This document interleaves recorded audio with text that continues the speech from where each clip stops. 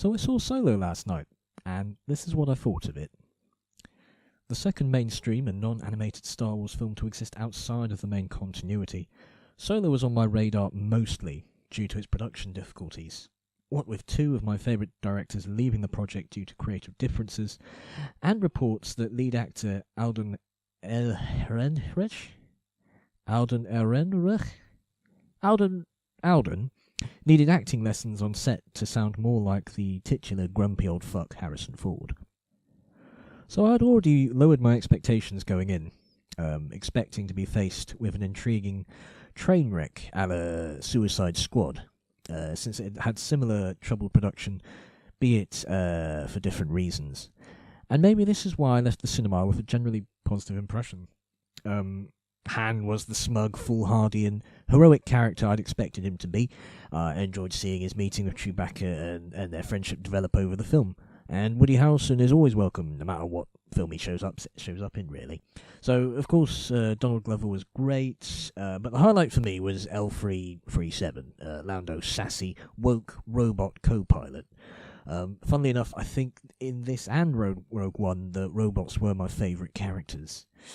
Not sure if that's a good thing or not. The action set pieces, while not breathtaking, were memorable and well put together. I love a good train heist, and the film delivered that for me, on a high-speed monorail through the snowy mountains with a gunslinging Woody Harrelson in tow. Fecking perfect, really.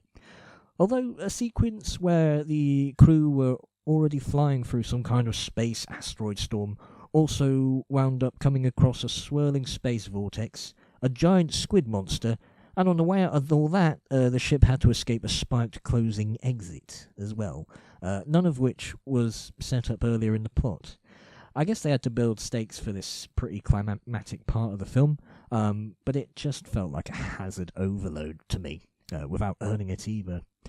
And the only weak link in the chain was Emilia Clarke for me, and even she wasn't that bad. There were a couple of moments where she was meant to be funny, and her lines just fell kind of flat, really.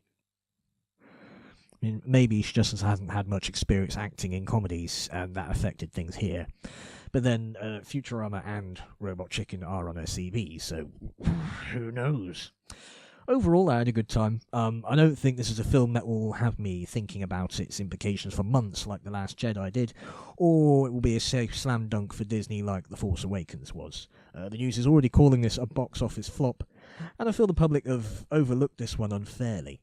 I would give it a solid 7 out of 10, and rank it along with Rogue One as worth the asking price to catch it at the cinema, but probably not a film I'll revisit anytime soon.